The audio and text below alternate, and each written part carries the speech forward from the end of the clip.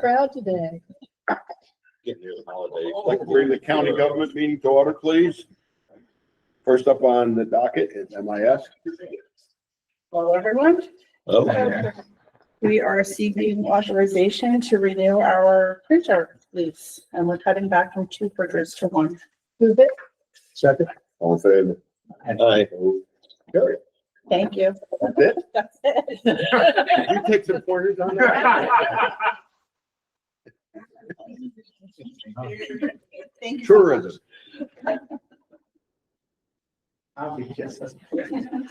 You think?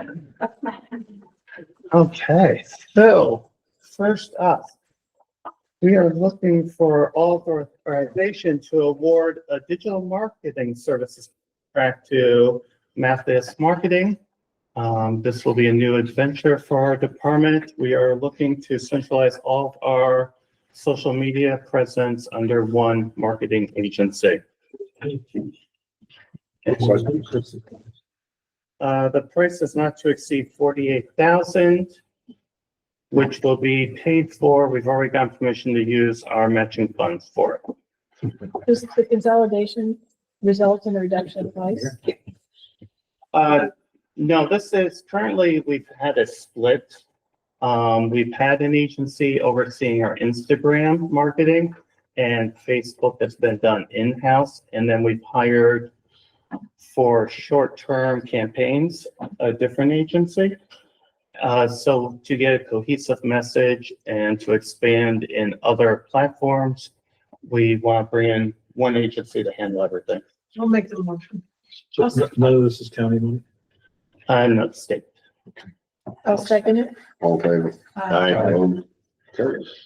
Okay, the next one is to award a contract for publication of our 2025 Visitors Guide to Chronogram Media. It's $40,000. We're looking to print at a cost not to exceed $37,962. And this is all state matching funds money. I'll make the motion. I have one over here. He was ahead of me. Matt beat you. Yeah, he was a little slow. Are you gonna do second, Linda? It's fine with me. All right, I'll second. All in favor? Carry. Gotta get them out of here. That's it. That's You it. can speak up. Oh,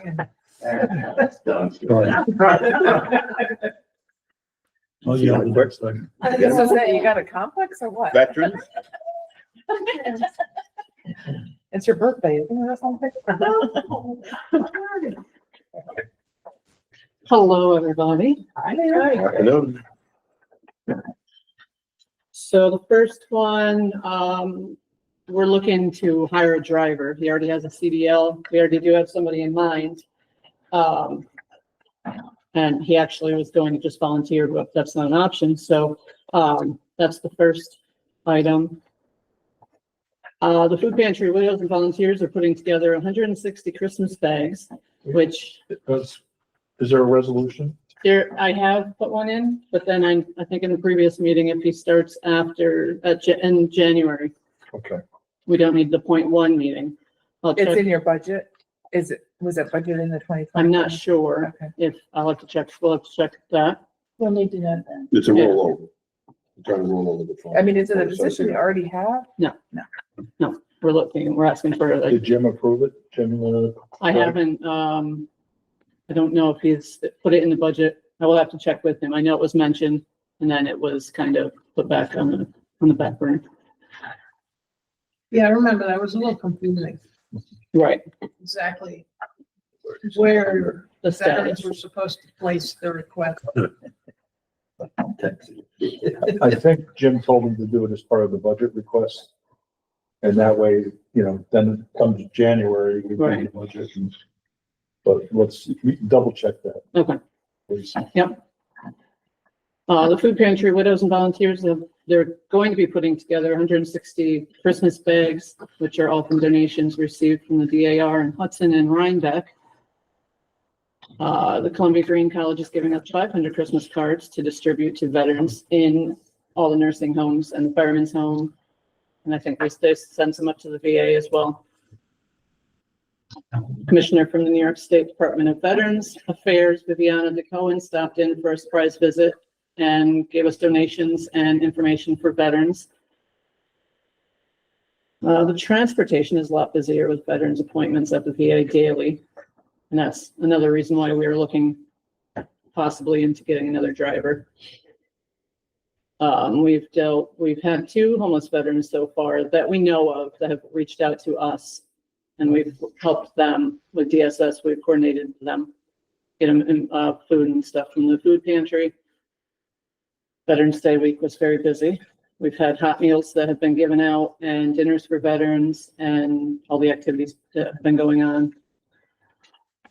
And then in the budget, we did cut out purchasing from ShopRite.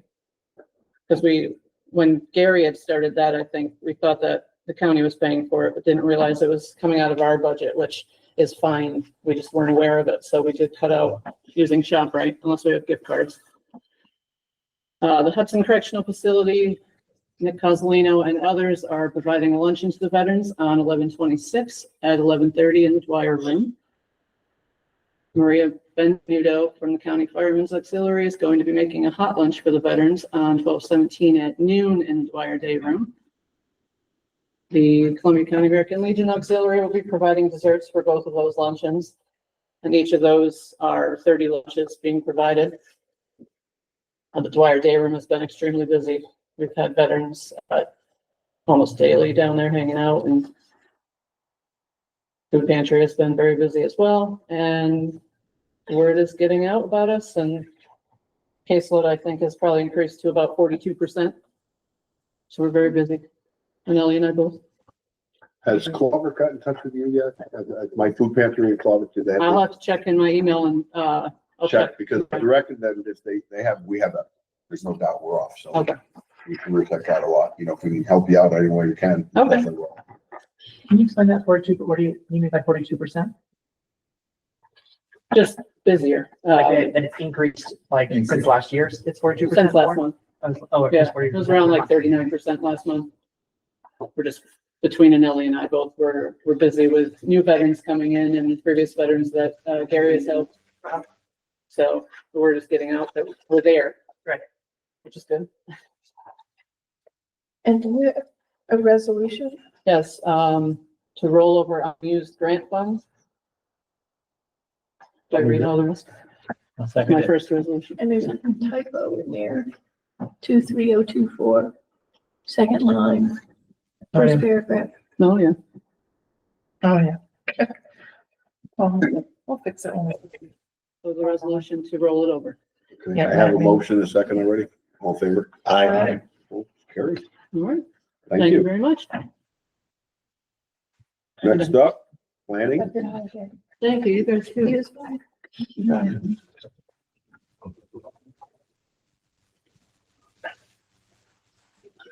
Hello, everybody.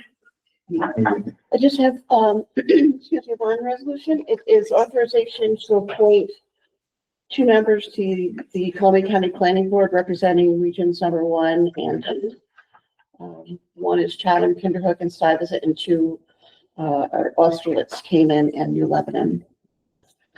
I'll move it. Second. All in favor? Opposed? Carry. Great, thank you very much. Wow. I believe that's what I'm trying to write. Yeah, yeah. We got lots of time left. Just to let you know. Oh, we have Mr. Fisher too. What? We have Mr. Fisher. Well, I know, but I think we got a lot of time, They're saving the best for last. Mr. Fisher. No, maybe from now on, we should put you last all the time, because that way you can use up the rest of the time if you want to. Yeah. Kelly would have to change her policy. It goes by when they get All their, right, Kelly, all right. when they get their agendas in, it's only fair. Yeah, First in, first out. so, Does everyone submit right at the deadline? Right at the end? Oh, some That's people, usually me. yeah. Yeah. this time I think I was- Wishing Ray do it at 11:59. I had them submit them the day after. You want it fresh? So I do have two resolution requests. The first one is we are currently contracting with our former deputy director to provide training for this, for 2024, and or monitoring of the real property system pertaining primarily to, this year it was monthly backups, it was any issues with RPS, it was assessment roll processing, it will be with school tax processing, things leading up to all of that. I did budget in 2025 for a much smaller amount in anticipation that we would continue using her for guidance throughout 2025 as well. It will not, it's, I think last year I budgeted 20 or 25,000 and I budgeted just under 10 this year. But hasn't been anywhere near, or wasn't anywhere near that amount, but I wanted to have funds available if we did require her to come in more. So it'll be less hours. But it's really, standby and when we. I'll make a motion. Second, all in favor? Aye. Carried. And, the next resolution is to modify some of our fees for the services that we provide. It's the last time we did this was in 2019. So we felt it was time to look at it again, revise some of we have a new printer and mapping that we purchased with the county clerk's office. They actually purchased it and we're doing maintenance. So anyway. So these are your retail counter fees. These are not, Well, they're retail counter fees, but we also adjusted a few of the fees pertaining to assessment services in the back page with the reval assistance that we do. And also the annual fee that the banks and tax servicer companies pay to us for all the tax files that they get. We only have. so when we sub these out to GAR or someone else, do we leverage the fee that they charge us based on the number of towns that we're collecting for? Do we get a better rate for 2 towns or 3 towns than 1 town? How do we? So like that might be a Monetize that. contractual thing. I don't know that we can, I don't know about going in executive session if we can give, I don't know about that, but I will say that GAR,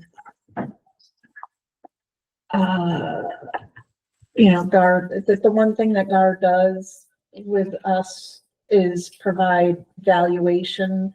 When they do it for a municipality, they're doing more, even with the valuation part of it, they're doing more because they're typically doing the informal review appointments. They're making the appointments, but they're also holding the appointments, and gathering all that information from property owners. When we do it with the assessors directly, the assessors are doing that part of it. So, I know that would increase their fee, just valuation to valuation. There are additional things that they do, if they're contracted separately than what they do for the county. So I would anticipate that there would be a difference in the fee. Okay, that's where I was headed. Yep. Thank you. Does that mean the reval's going up? Yeah, but you're already in. Just for Well, that was my next question. I've already been quoted, so I've already figured it out. You were already quoted with Just checking. the 2019 pricing, so. Thank you so much. Yep. So I'll move it. I'll move it. I'll second it. All in favor? Aye. Opposed? Carried. And I just wanted to mention, so right now, I'm sure probably a lot of you have seen the assessment and inventory data that's available online, which we've had for years. And we've used a company called SDG, and their program is Image Made Online. And we use that program as a way to display all of this information. So, they're going away. SDG has been, absorbed by another company. Mhm. And so eventually the Image Made Online program will be going away.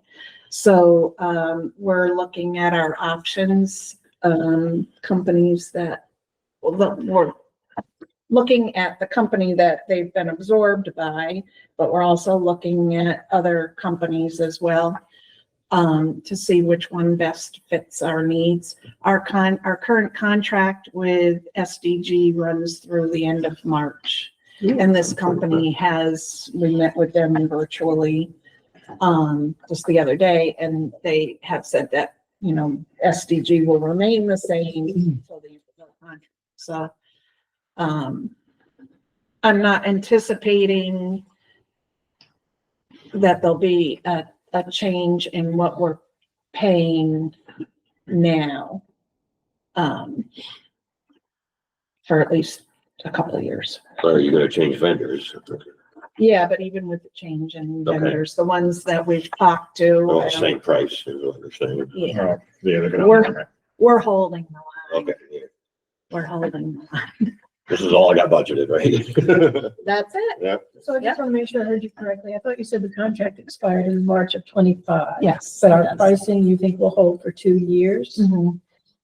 At least, yes, and yes. From what we're talking about with some of these other, with the company that absorbed SDG and another company, and we probably have to reach out to we probably have to reach out to a total of 3, I'm thinking. Right? So if we extend the contract for 2 years, they'll hold the pricing for 2 years. Yeah, but we're not gonna have SDG. Either Right, I way, understand. It's gonna be a new company. But it totally, kinda is it's a new gonna company look now. totally different. Oh, yeah. So, That's the company that bought SDG. So if you stay with them, basically you're changing. yes, yeah, we're going to their format. Will there be any disruption of service of providing that information online? Nope, Okay. that's not my goal is for there not to be. But it could be a different format.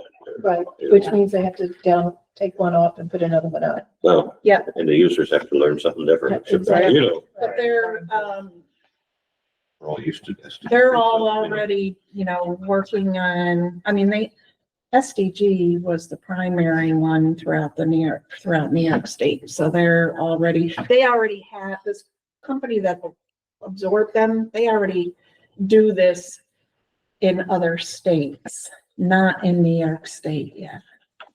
So they're going to be new to New York State. And then the other company that we're looking at is newer to this as well, but not new to New York State.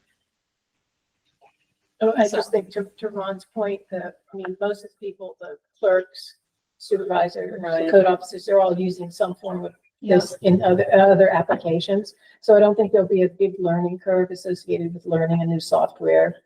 This is just viewing the data. This is not the program that the assessors use, like which some of the billing inspectors' Right. data comes Okay. from. So it's not that at this point. It's just viewing the data online. So But it's gonna offer the same services eventually, or maybe even more. I don't know, I'm putting Right. words in your mouth, but Right. Maybe Is even more, and I want it to be as user-friendly as possible, but it'll be an updated version of Right. what we have now. Okay. Yeah. So Anybody else? I have one more item. Got one more item on here. So, the volunteer firefighter exemption. You all remember that. Well, now the legislators adopted some new wording and the governor did sign it back on September 27th to allow for our existing local laws say basically if the volunteer serves in a fire company that services the town that they reside in, they can get the exemption. Now this changes that. It allows for volunteers that live in one town but volunteer in another town to get the exemption. So as long as they're a volunteer firefighter. Yes. Period. The same county or Yes. anywhere? Well, the real property tax law itself hasn't changed yet, but the wording, in the Senate document says, to any volunteer firefighter or volunteer ambulance worker who provides such volunteer services to a neighboring city, village, town, county, or school district. And let me guess, they didn't. So define even it. counties, which would be your, Right. Yeah. your yeah, thing we've with got a the lot of scope that. act.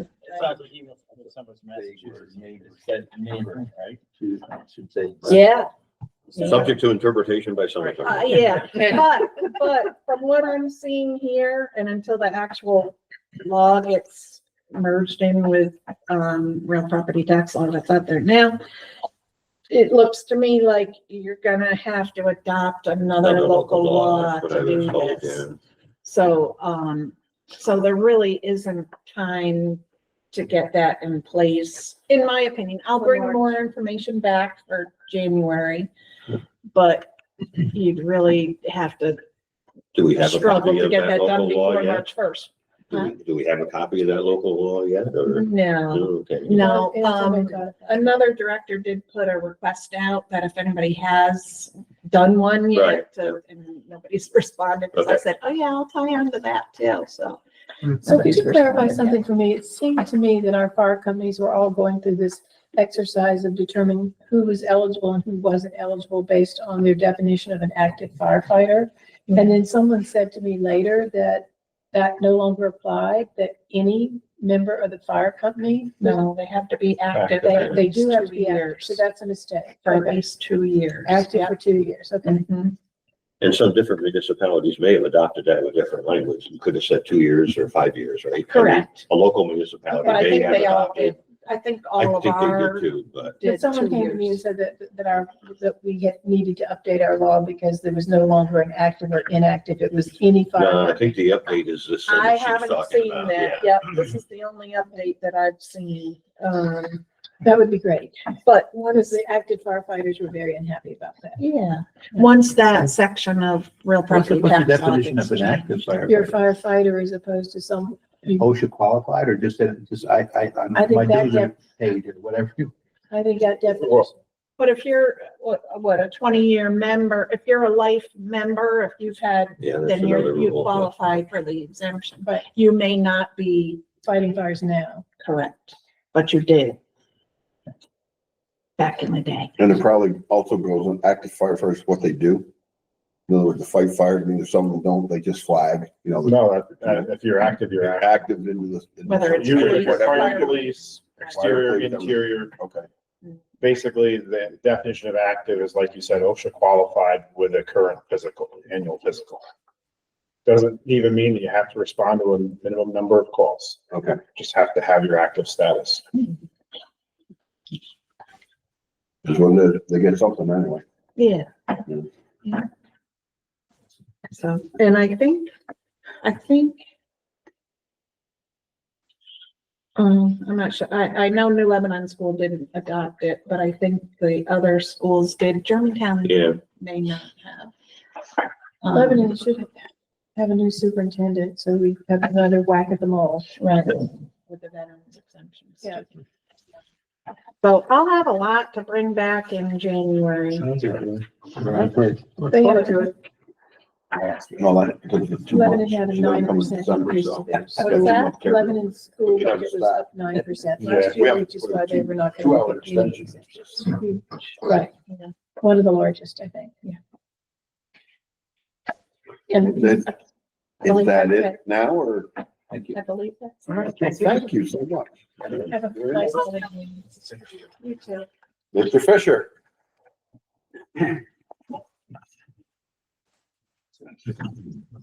Hello to everyone again.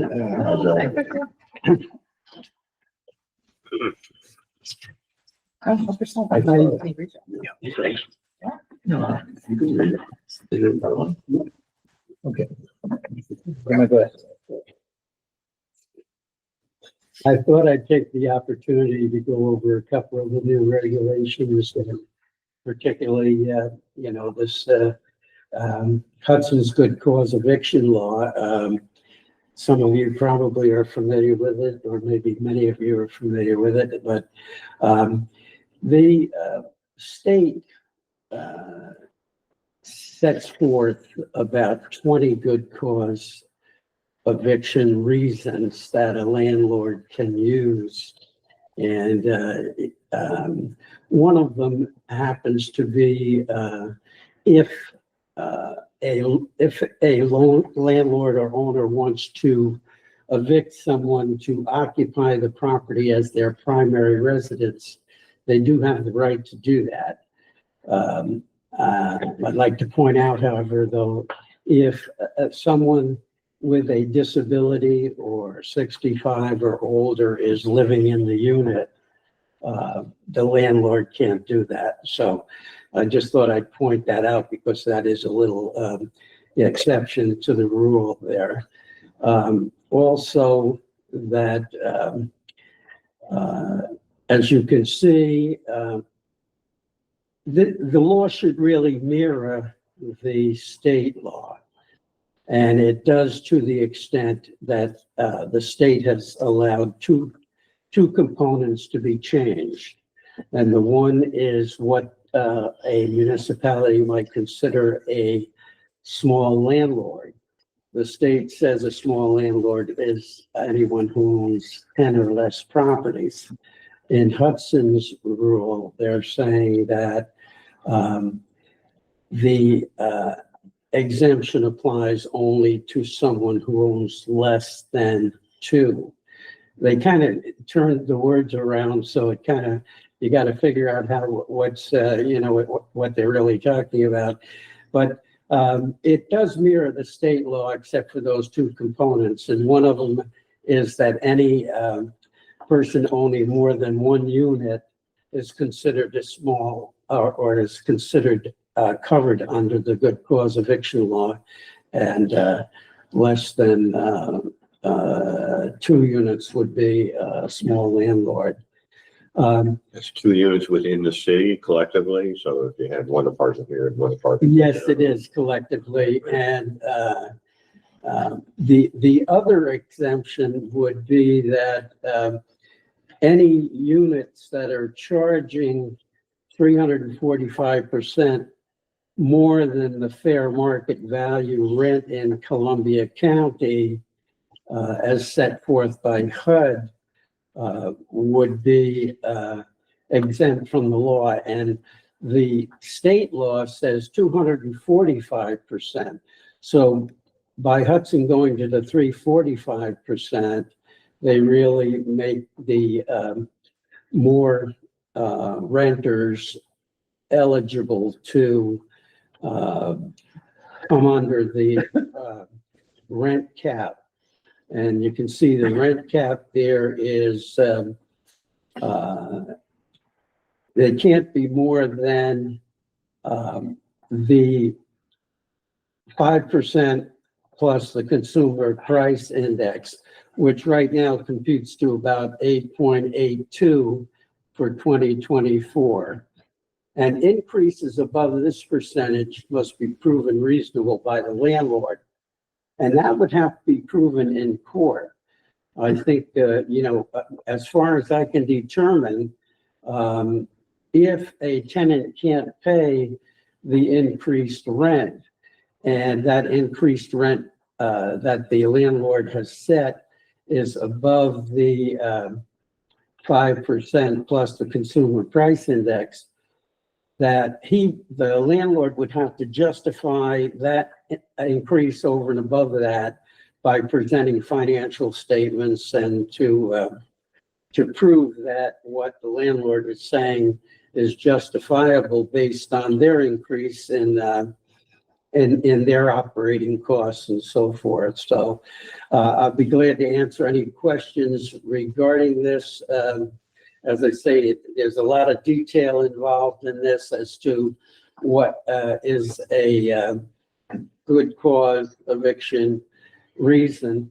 The other thing that I'd like to point out, that up until now, a landlord just had to say they weren't going to renew the lease. Under this good cause eviction law, they have to give a reason why they're not going to renew the lease. So that is a big, important part of this thing, because over the years, I've got many, many calls from tenants who say, well, the landlord is not renewing my lease, but is not telling me why. So under this law, they really have to tell them why they're not renewing the lease. So is the jurisdiction for this municipality by municipality? Pardon me? Is the jurisdiction for a good cause eviction law by municipality? Each one would have to adopt? Each municipality would have to opt into the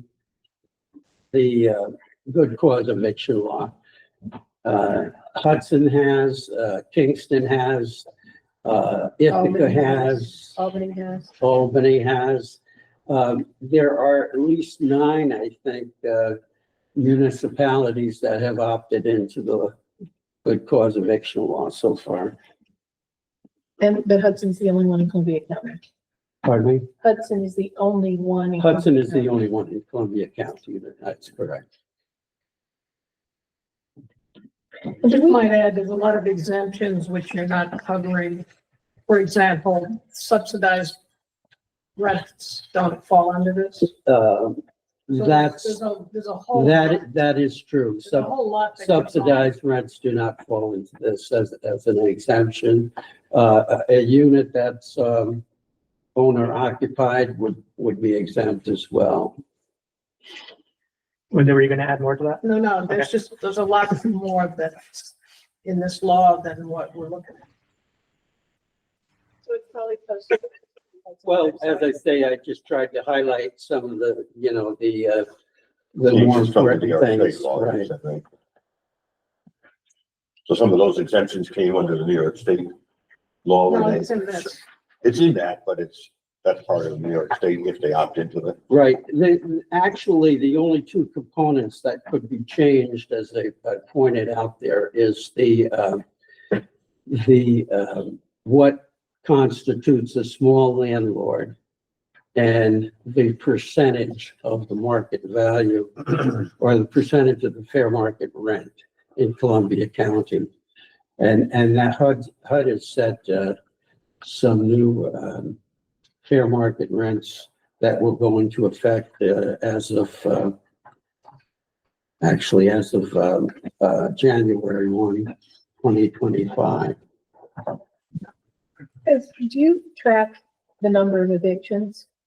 Pardon me? Does your agency track evictions, the number, are we seeing an increase in evictions? I do not track the number of evictions. No, I just, on a case-by-case basis, when I get a call, I will kind of track it through at that point. I mean, one of the negative parts of this law, well, there's several questions I have about the law, but the fact is that I think it's going to hurt people with disabilities and the elderly, because it's unlikely that landlords will rent to those 2 particular groups. So that, I think there's a lot of issues that this brings up that can harm as well as maybe be good. So I also believe, if I recall, that the 10 units was only for New York City. The 10 units was only for New York City, but when the law came out, Governor Hochul, when she presented the law and it was approved, there were only those 2 components of the law that could be changed. Everything else has to comply with state rules. And those 2 components I have, outlined there. So it didn't apply to Hudson, basically. Pardon me? Did not apply to Hudson, basically. What is that? That 10 unit did not apply to Hudson. No, but as you can see, Hudson has the exemption of a small landlord owning only 1 rental unit. So the state said 10, Hudson says, only 1.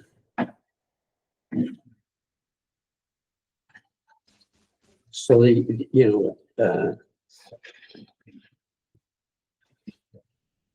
but everything else in the law has to be the same. What court is gonna handle this? I would say city court would be handling this, and, I would think city court has to be familiarizing themselves with this law. Not small claims or anything like that. City court would be doing it City court would be. at the doing it. expense of both parties or? Both parties, yeah. So does that- If a tenant can't pay the rent and that rent happens to be above the cap that's set there, right now, 8.82%, approximately, and they can't pay the rent, and it didn't go up any more than that, the landlord would have the right to, proceed with an eviction petition.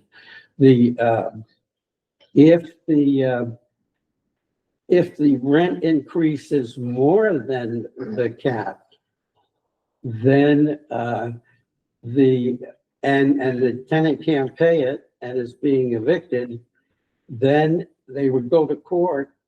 The landlord would have to justify why the rent increase is more based on operating costs, et cetera, increase. That's my understanding, yeah. That sounds like it's under rent control. It is. I have one other question. Sure. It says exemption, the law also prevents the non-renewal of a lease without good cause. That's a court decision as well, good cause. You'd have to actually go to the court to find out if the reason you're evicting or not renewing the lease is because you think it has good Right, cause and the right. court. There's one reason why a landlord can, Okay. yeah, they have to justify, or they have to give a reason why they're not renewing the lease. Up until now, they didn't have to do that. Well, it sounds like they have to do more than just give a reason. Sounds like now the reason, if they give a reason, now it's gonna go to court. That could be challenged is, It could if you be didn't agree with challenged. it, you could then take them to court and that's the tenant. But you said that the state had provided a list of 20 reasons, acceptable reasons. Is that correct? Pardon me, Brenda? I think you said the state had provided a list of 20 reasons About 20 reasons, yes. that were. One of them I don't like is because they say a nuisance. Well, I've had cases where landlords have called tenants nuisance because they keep complaining about repairs that aren't being done. That would be a nuisance. You could do that, my kids would have been out years ago. Right. So, I don't agree with that because when they define nuisance, they usually get into a threat to other tenants and things like that. But, I've had many cases where the landlord might think the tenant is a nuisance because they keep complaining about wanting something done that should be done. Well, time to tell. Yep. Well, I think a lot of it is gonna be tested, there's gonna have to be, I think, some cases that'll take place to really set the precedent for this whole thing, because, it's brand new, really. And I can see, a judge in a municipality that has adopted this may be having to review financial statements and things like that to justify the increases, Time will tell. The other thing that is coming up in the near future is this Housing Opportunity Modernization Act, and it calls for asset limits to people who are getting subsidized rent. And it applies to, as you can see, public housing authorities, municipal family housing, but it also applies to section 8. And just to go back though, after I presented this agenda, I discovered that the effective date has been put off to July 1, 25. So they're giving an extra 6 months on this. But what is happening is that there are these asset limits to $100,000. And what used to happen, or what is happening currently, I should say, is there was never a limit on assets when you were applying for rental assistance. What whoever you were applying to, whatever agency you were applying to, or apartment facility you were applying to, what they had to do is they just applied a rate of return against this 100,000 in assets. So if you had liquid assets of 100,000 and they applied a 5% rate of return to it, they would just show that as income, and it could disqualify you as far as income eligibility is concerned, but it didn't disqualify you as far as asset limitations was concerned. So, as a matter of fact, I had one call on this early on, and the woman was thinking that it was going to go in effect in January 1, and this resident of senior housing started to liquidate her assets, thinking she had to bring them down in order to remain eligible at the time of re-examination. And actually, so, you know, it wasn't her fault that she jumped the gun, but just from what she understood of the law. So the other thing Just to is clarify, that, yes, so if Michael. someone is in subsidized senior housing, starting July 1, they would have to have less than 100,000 in assets?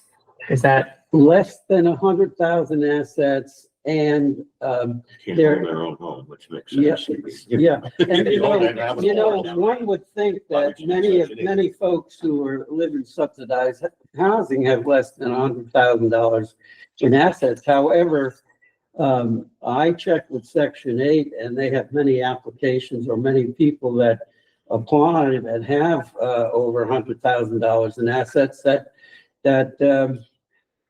is going to be affected for even Section 8 housing, what's an individual apartment under Section 8. So, But that might be their total retirement. Yeah, if But you had we- like a senior who had $100,000 in their yeah, retirement yeah, account, in this case, sure, not gonna this, be that in the one call that I had was, the woman, you know, she had medical expenses that she had to pay out of the 100,000, and, you know, so when I called her back, when I found out that it wasn't going into effect till July 1 of 2025, she had already started to liquidate her assets, so. But I'm just trying to clarify, like, do we have subsidized senior housing that people are in now that like they would not be eligible for if they had $100,000 of assets? Yeah, well, we're gonna get into some of the enforcement of the rules, you know, in just a bit. But there's also one other thing. If the person in subsidized housing or that's applying for subsidized housing legally owns a real property that's suitable for occupancy, that could disqualify them too. Now, when they say legally owned and suitable for occupancy, that would of course be suitable would be is the property in good repair? Is it safe surroundings, that type of thing? Legally owned could be that suppose it's under, foreclosure. That would mean it's not may not be legally owned. There may be a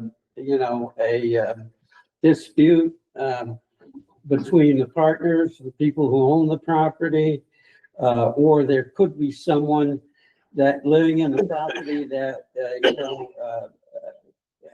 that could be capable of domestic violence. So those things would, exempt that piece of property from being legally owned and suitable for occupancy. But I think Supervisor Shmeen's question was, for instance, like my mother had a retirement.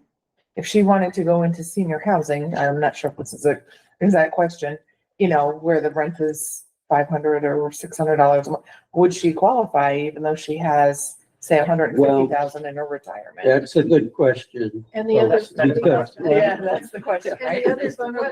the other vulnerable population is disabled. You Yeah. know, oftentimes people have trust set up for their care over their life. Right, Yeah. I mean, to live, you have to have That- money and. That's a very good question, because at reexamination, there are some enforcement rules that would go into effect. But if you were applying initially, you could be, it's very possible, well, it's not possible. Say it. Let me backtrack here. But if you are just initially applying, you would qualify. Right, You're that's what, yeah. disqualified. So like, you would qualify today, but not July 2nd. Is that right? Like under current rules, you would qualify, but starting July 2nd, you would not qualify? I would say that's true. Basically, that's what he's saying by the Right. example of the woman Right. who started liquidating her assets because Right. she thought it was gonna be Yeah, January 1. That's true, but to apply initially, you would be disqualified. Yeah. To be, if it happens at reexamination, that they want you to, they have different enforcement options. I don't know, this total non-enforcement. I mean, that looks like the best thing for everybody that's already in senior housing, or let's say senior housing or subsidized housing.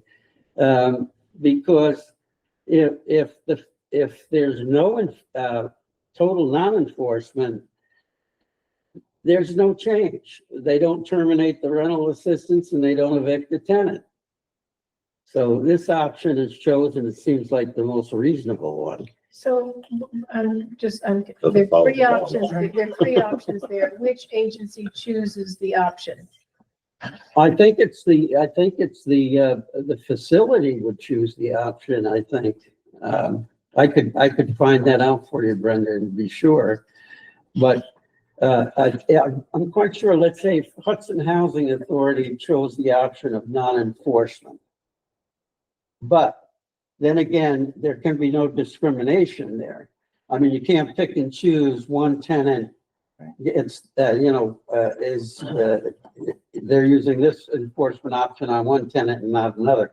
So if they use the non-enforcement option, total non-enforcement, it has to be applied across the board to all households.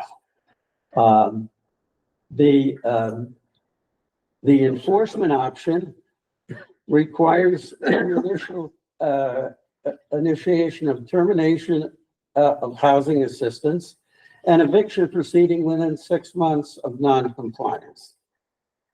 Number 3, I guess, is sort of a softening between that, and that would be the limited enforcement option to cure, which households out of compliance are provided with the opportunity to cure their non-compliance within 6 months. So would that include an appeal process? If we could document that they had $100,000 that they had to live on for 15, 20 years. Would it include an appeal process? I don't see anything in the rules that would, it seems like what you've got to do is just get into compliance, which means Strip yourself of your Spend your assets. money. liquidating the asset. So you pay your rent for a few months till you run out of money and then you, you know, Spend down. Yeah. Right. Spend down, right? if the department would let you do it. This seems to me like this is one of those things with a lot of unintended consequences. But Yeah, I these think are, the HUD- these are concept HUD makes sense. rules. Just not sure about the specific number or something. I mean, it makes sense that you don't, at a certain wealth, people shouldn't be taking advantage of. Right, that was my initial thought when I saw it. I'm like, I just that think makes it's sense. different if you're, Right. you're like But- 26 versus 66. But I don't Right. think they opt out of it. I know, you know, you have a law, but you can opt out of it. I don't. But I, if you have to pay a caretaker to come in to take care of your mother, like we do, Right. it's her money that we're using to Yeah. do that, so it's kind of, These were the three enforcement options that they, that the law specifies, so. I think it's a matter of just spending down your assets. Right. The woman I spoke to said she was gonna go to the dentist and get all the implants and. that doesn't sound like fun. Really? Well, where she's gonna go, she's gonna be able to turn on the knob and. Her hair, that's one expensive haircut. It'll look good. So is there gonna be more information coming out on this since it's starting in July instead of January? Like this is The rule is pretty, clear? hard and fast. I think the reason why they gave, of course, you don't know who is lagging behind here, but the reason that HUD gave is they wanted to give these PHAs and these MFHs and Section 8 more time to get their act in order. But I also saw something where HUD may not have the compatible computer programs to get it started. Hey, Bill, can we put this law on your site? Is it on your website now so people can go to it? We have the Fair Housing website. I mean, these are just, as I say, they're just summaries that they. Right. New HUD requirements. Right, There's a lot more but like to maybe it. Sherry can, find all, Yeah, give her the we'll try information. to work on that. Yeah, just so people have the information. Yeah. So we got what works next. Yeah. But, it's going to mean, some We good? changes, that's for sure. Thank you. One question. I mean, in Clover, we're having an issue where a person is renting premises, building with their family for 10 years. The person that owned the property they were renting from next door was sold. And the new owner came in and put a fence up. So in their lease agreement, it says they have parking for 2 spots in the back of their house. There's no parking in the front of the house. And they put the fence up so they have parking for 1 car, not for 2. Now I told them, I said, I would get a lawyer and see how that all works out because you have a lease agreement. Yeah, well, I'm just asking the opinion, what should I do? Yeah, but it shouldn't be on. The person that has the lease said, the original lease said they had parking for 2, Mhm. but now they're down to 1. One, but no lease agreement change, just the new owner just did it that way. Fenced it off. Sounds like an offline follow-up. Yeah. Now, the adjoining property, that's owned by a different Mhm. person. Mhm. And who gave the, Well, I don't want to say too much. Yeah. Right. I think you've already said enough. I'll talk to you on the side. Yeah. Yeah. Something we can talk about. yeah, Is that it for? well, everybody it else? seems to me like there may be some boundary Right. or easement type of Issues. violation there. Anybody else have any questions for Bill? Tim made a Motion motion. Second. All in favor? Aye. Opposed? Thank you, Bill.